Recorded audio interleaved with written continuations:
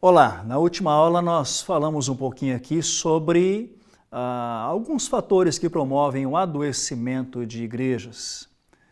E aí eu dei um primeiro passo e começamos a aquecer para falar sobre o que é propriamente revitalização.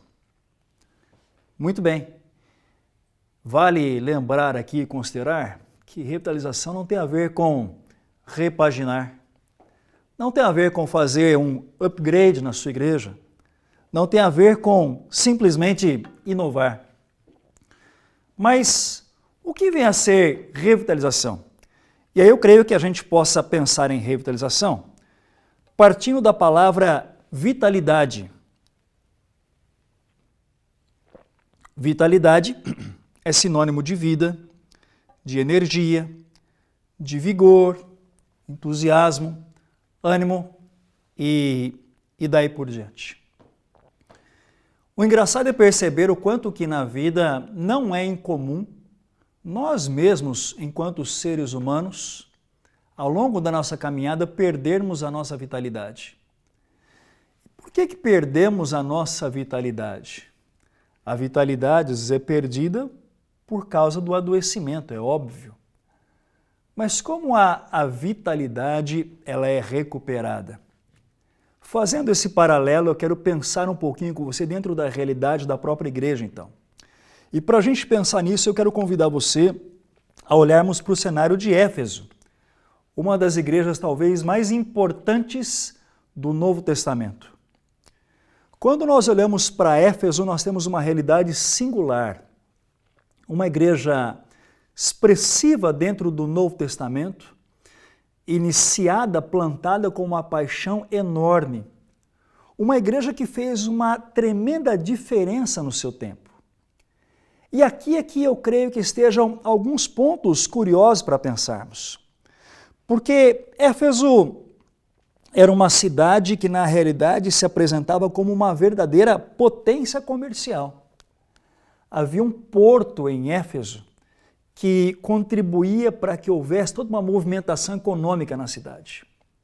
A cidade de Éfeso era ainda o centro do culto à deusa Ártemis, a chamada sétima maravilha do mundo, também conhecida como Diana dos Efésios. Contudo, Éfeso era ainda um lugar de imoralidade e crime. E aqui tem um detalhe curioso.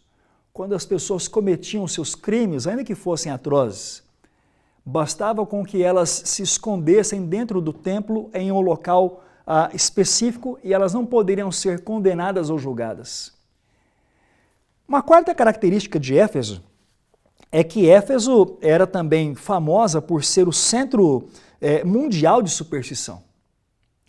Agora, observe que eu estou descrevendo para você a cidade, mas eu comecei falando da igreja de Éfeso. E quando nós pensamos nestas realidades que cercavam a cidade ou que faziam parte da cidade, a pergunta que não cala é: mas como é que uma igreja sobrevive dentro desse cenário? Como é que uma igreja sobrevive em um local que é o centro mundial da superstição? Aonde havia uma das maravilhas do mundo, o templo de Ártemis. E quando nós olhamos para o Apocalipse começa lá o capítulo 2, descrevendo a igreja de Éfeso como uma igreja diferenciada no seu tempo, apesar desta realidade. É dito a Éfeso que Éfeso ela era uma igreja servidora, uma igreja disposta a servir. Não obstante, Éfeso também era uma igreja perseverante e corajosa. Vinha perseverando e suportando sofrimentos por causa do nome do próprio Jesus. E ainda, Éfeso era uma igreja prudente, que não aceitava quaisquer doutrinas, mas que punha à prova alguns chamados mestres que traziam ensinos diferentes. E aí talvez a gente pense assim, que igreja fantástica, que igreja aparentemente saudável, Que igreja salutar, que igreja sólida, capaz de responder a este universo à sua volta tão perverso, tão avassalador. Em tese, Éfeso teria todas as características de uma igreja saudável. Não fosse uma abordagem que nós bem conhecemos no capítulo 2, verso 4 do Apocalipse, que diz o seguinte: contra você, porém, tenho isto. Você abandonou o seu primeiro amor. Ora, seria a realidade de Éfeso talvez a realidade de inúmeras igrejas do nosso tempo? Haveria similaridade entre o cenário de Éfeso e o cenário que vivemos quando eu disse lá na fala de Harry Reeder que inúmeras igrejas estão encerrando suas atividades porque são incapazes de responder ao nosso tempo?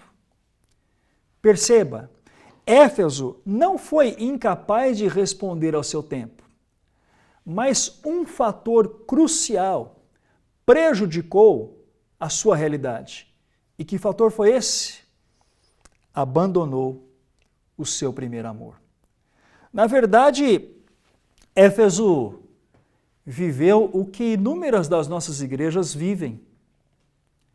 Nos cercamos de estruturas, nos cercamos de boas doutrinas, nos cercamos de inúmeros aparatos que são importantes para a vida da igreja, mas acabamos deixando algo crucial, inerente e essencial para a realidade e para a vida da igreja. E aqui eu preciso voltar com você ao capítulo 15 do Evangelho de João. Porque no Evangelho de João nós temos uma fala de Jesus quando ele cita ou quando ele se define como a videira verdadeira. O Pai é o agricultor e ele é a videira. E ele diz, vocês, no caso nós, vocês são os ramos. E quando ele fala dos ramos, ele vai dizer do trabalho dos ramos ao frutificar. Contudo, há uma observação fundamental ali. Jesus diz assim, sem mim, vocês não podem fazer coisa alguma. Ou seja, não basta termos boas estruturas, não basta termos boa doutrina, não basta termos inúmeros aparatos nos cercando. Se o nosso coração como igreja não estiver primeiramente fundamentado em Cristo, se não houver uma paixão inerente a esta realidade que nos conecte, que nos ligue ao próprio Cristo como aquele que é a videira, porque a igreja só frutifica quando ela está em Cristo. E aí nós chegamos a definições talvez mais claras. Porque se vitalidade tem a ver com vida, tem a ver com energia, com vigor, com entusiasmo, revitalizar tem a ver com retomar a vitalidade. E aqui eu gostaria de trazer a você uma definição que me parece muito oportuna, e é assim que particularmente eu procuro definir revitalização ou um processo de revitalização na vida de uma igreja. Me permita compartilhar com você. Eu costumo dizer o seguinte: uma igreja ela só retoma a sua vitalidade.